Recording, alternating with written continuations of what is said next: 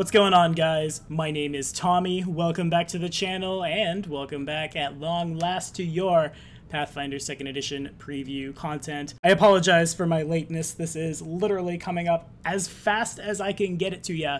But like I said last week, I may or may not have had some friends fly across international borders to come hang out with yours truly this weekend. It was definitely a blast, but now back to the grindstone. We're here to talk about Archetypes in Pathfinder 2nd Edition. If you guys are liking what you're seeing, remember, hit that like button, hit that subscribe button, and I think it's only fitting that this episode of your Pathfinder 2nd Edition preview content was brought to you in part by the Inn of Planar Crossroads.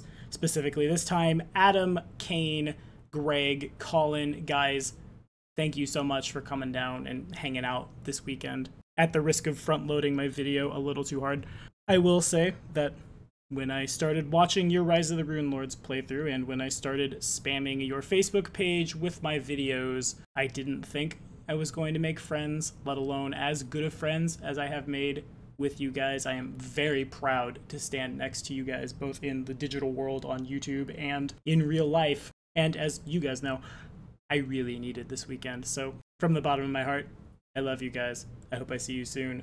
Enough of that sappy stuff, though. Let's get to it. So, in Pathfinder 1st Edition, Archetypes were a variation on the various classes in Pathfinder 1st Edition that would tweak them to serve the general flavor or mechanical purposes of your choosing. They would trade out abilities of the class that were native to the class in exchange for something else, sometimes borrowing from a different class, like the Vivisectionist Alchemist would get Sneak Attack, sometimes doing something entirely different, like the Black-Bladed Magus getting an intelligent weapon. Some of them were, in my opinion at least, strictly better than the vanilla class. It might be just an opinion to say something like the Gendarme Cavalier, the Inspired Blade Swashbuckler, the Knife Master Rogue. All of these, in my opinion at least, seem to be just straight up better versions of the class than what the class is. But no matter how you slice it, they were a humongous part of Pathfinder 1st Edition and really one of the best things about the game. In Pathfinder 2nd Edition, of course, Archetypes will be making a triumphant return. Quote, "When the time came for us to look at archetypes for the Pathfinder playtest, we knew that we wanted to make them a more integral part of the game, built to be an option from the very beginning. We also wanted to open them up a bit so we could build archetypes, allowing more than one class to access their features and feats, as opposed to having to recreate a concept for every applicable class with an entirely new archetype. This doesn't prevent us from creating more specific archetypes as well, but it opens up the design space further. In opening archetypes up, we realized that they may not be easily abused. If a player dipped into a variety of archetypes just to grab the best rules bits to make an overpowered character, boo, okay, I guess I can live with that. It was a tough set of challenges, but fortunately for us, the answer was already built in the game. Archetypes in the Pathfinder playtest consist of a series of feats you can choose in place of your class feats.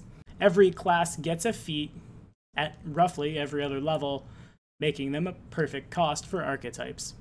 So if an archetype appeals to you, the only thing you need to do to gain access to it is take the appropriate dedication feat. Each dedication feat gives you some basic abilities and adds all the rest of that archetype's feats to your list of available class feats. The only catch is that you cannot take another dedication feat until after you've taken a specified number of archetype feats from the first one. So you can dip into a single archetype without too much trouble, but if you want to take more than one, you really have to put a fair amount of your character into the concept. Okay, so this is pretty much how they do it from what I've seen in Starfinder. As of the Pact Worlds book, archetypes were introduced, and they seem to be just something anybody could take. You'd trade out some class features and boom, there you have it. And while I understand that there's definitely ways that, for example, your Vivisectionist Alchemist could dip Knife Master Rogue, and suddenly his dagger is sneak attacking with d8s, not d6s. Let's dive into the Pirate Dedication, see if we can make sense of this madness. So the Pirate Dedication is a feat level 2. Its prerequisites are 12 dexterity and trained in acrobatics and sailing lore. When you balance aboard a ship, treat a success as a critical success. You also ignore any difficult terrain, uneven ground, or incline caused by the ship's movement. You are trained with the hatchet, scimitar, and spear. In addition, acrobatics is a signature skill for you. And of course, we see you cannot select another dedication feat until you have gained 2 other feats from the pirate archetype. So, okay, that's not bad. You get a lot of stuff at the cost of a feat, especially like if you're something along the lines of a rogue who's probably not proficient with a scimitar right out the gate. Acrobatics becoming a signature skill means catfall will be super real for you, and if you don't know what that means, follow this card right up here to see the crazy shenanigans we're going to get up to with our skills in Pathfinder 2nd Edition, because it is in fact crazy. There's a little bit of a gate that you have to hit to get into this. You've got to have 12 decks and be trained in a couple of skills, but other than that, anybody can access it. The next one we see is Sea Legs. It requires you to have pirate dedication and be trained in athletics. Athletics then becomes a signature skill for you. When you succeed at an athletics check to swim, treat your result as a critical success. Additionally, you can always hold your breath for a number of actions. That's an action now? That's scary. Equal to double your constitution score when in water. This is not increased by using the breathe deep action, so back in the day it used to be double your con score. Water combat's changing a lot, and now I need to learn more about that.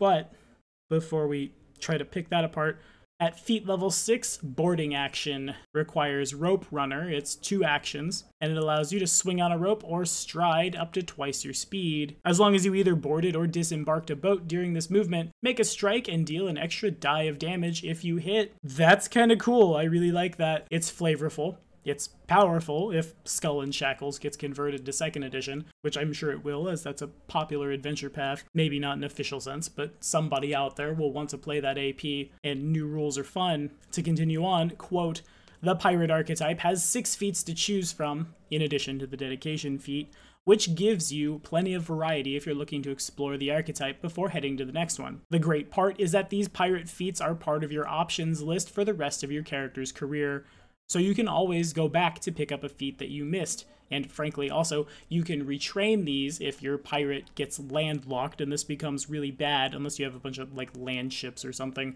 The last thing we're looking at today is Prestige Archetypes. Yeah, you heard that right. Quote, these are archetypes whose dedication feats come with some pretty hefty prerequisites you have to meet before you can select them. In the Pathfinder playtest rulebook, we included only one such archetype as an example for you to play around with in your campaign, the Grey Maiden. So here we have prestige classes coming back with a vengeance in Pathfinder 2nd Edition, which is great. Prestige classes really are a huge part of 3.5 and Pathfinder, though some of them mechanically weren't the best, some of them really were. Looking at you, Shadow Dancer. Seriously, that class gets spring attack so good. The Dragon Disciple holds a very near and dear place to my heart, as I'm sure it does for a lot of us. In addition, we've got things like the Duelist, the Mammoth Rider, and flavorful archetypes from all over Pathfinder's lore up to and including the Grey Maidens. The Grey Maiden dedication is feat level 6. It requires strength of 16, expert in fort saves, trained in heavy armor, and all martial weapons. In addition, you must be a member of the Grey Maidens. Your Grey Maiden training has steeled you against harsh physical conditions. You become a master at fort saves. When you succeed at a fort save, treat it as a critical success. You also gain access to special armor, Grey Maiden Plate. It's a level 3 item that costs 600 silver, grants +7 AC and +3 touch AC, has a dex modifier cap of 0, otherwise it's the same stats as full plate. The blog notes that becoming a master at fort saves is not something you can easily do in most classes. In fact, level 6 is sooner than even a barbarian can manage, and that armor is some of the best you can find. Of course, you also have to join the Grey Maidens. This is not unlike killing a devil in front of a Hell Knight to join the Hell Knights. This is not unlike killing someone just randomly to become an assassin. I really hope that class gets a buff, by the way, because I love assassins for flavor, but in practice, in Pathfinder 1st Edition, they're just so bad. Last today, we have one of the feats that we're going to see in the playtest for the Grey Maiden, Unbreakable. Its prerequisite literally is just the Grey Maiden dedication. It allows you to endure a staggering amount of punishment, increase your maximum HP by your level, increasing as you gain additional levels. You die at dying 5 or dying 6 if you also have Die Hard Oh, that's really good. That's so good. That's at level 10, you get 10 extra hit points. At level 11, you gain an extra hit point on top of that to be a total of 11 hit points, I suppose. It's not like gain 10 at 10th, gain 11 at 11th, gain 12 at 12th, right? That's a little weirdly worded. That's really scary, though. I could live with this. They seem really strong. It's costing a class feat, but I mean, that's not unlike trading out a class feature to get another thing in Pathfinder 1st Edition, and this time it's a little more controlled. You don't necessarily have to replace Divine Grace on the Paladin to become some kind of Paladin archetype. You just don't get one of the Paladin class feats. What are you guys thinking about all this?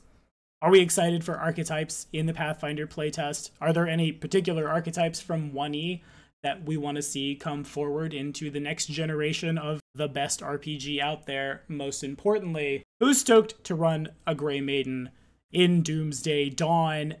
Because we're doing it right here on the channel, and the deadline to follow this card right up here and enter in the giveaway is the 2nd of July. We're so close, guys.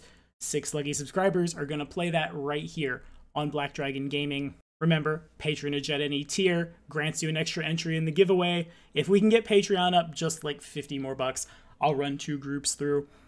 Thank you guys so much for watching. Again, be sure to like and subscribe for more videos. And really, here at the end, follow this card right up here to be directed to the Inn of Planar Crossroads. I say it all the time in our live games, and I'm going to say it here.